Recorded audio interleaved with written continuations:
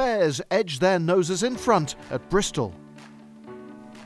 After just 191 runs were scored on an attritional first day at the Bristol County Ground, in which the home side had struggled to get the better of a strong Warwickshire bowling attack, Gloucestershire hoped the shoe would be firmly on the other foot on day 2.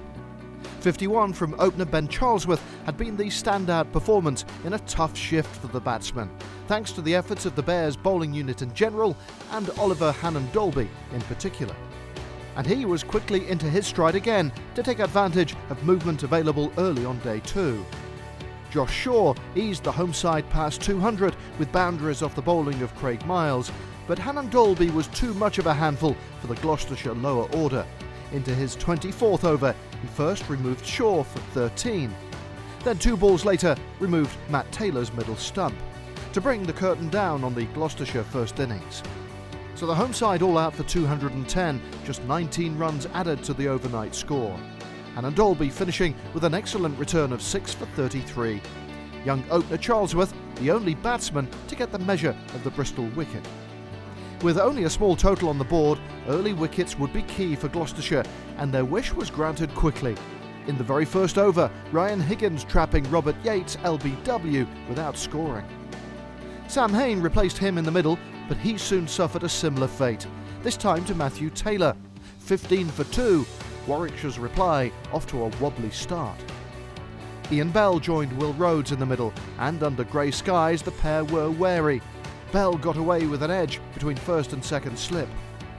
But as batting became easier, the pair pushed their side past 50 and were looking good as lunch approached with the score on 55 for 2.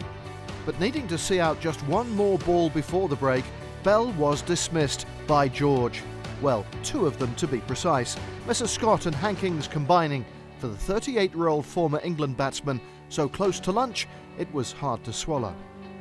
When play resumed, Matthew Lamb was the new man at the crease and quickly went about his work, trying to disrupt the Gloucester Quicks' line and length.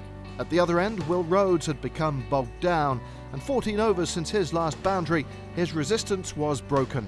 Too slow to react to a Ben Charlesworth Yorker, Warwickshire 4 down and still 117 in arrears. Lamb continued to get on the front foot to the Gloucester bowlers. He had moved on to 43 at tea, his side 133 for 4, and Michael Burgess at the other end. Lamb cruised to his 50 with his 9th 4 as the Bears passed 150, but Gloucestershire refused to roll over. Burgess next to go, inside edging a Scott delivery onto his stumps for 28 to end a 65-run partnership. Fresh from his century against Northants in the last round, Tim Bresnan came to the middle. He put on 28 with Lamb before the former fell for 65. George Higgins taking his second scalp of the afternoon, Warwickshire still trailing by 20. Bresnan steered his new side past Gloucestershire's first innings total, he and Thompson looking composed, but as had been the case all day, Gloucester refused to lie down. Matt Taylor was the one to break the partnership this time, bowling Thompson for 15. 4 balls later, and he snared another. Henry Brooks bowled without getting off the mark. Day 2 closed with Warwickshire holding a slender 20-run lead, but still with 2 wickets in hand. They'll be hoping Tim Bresnan can help extend that advantage on day 3.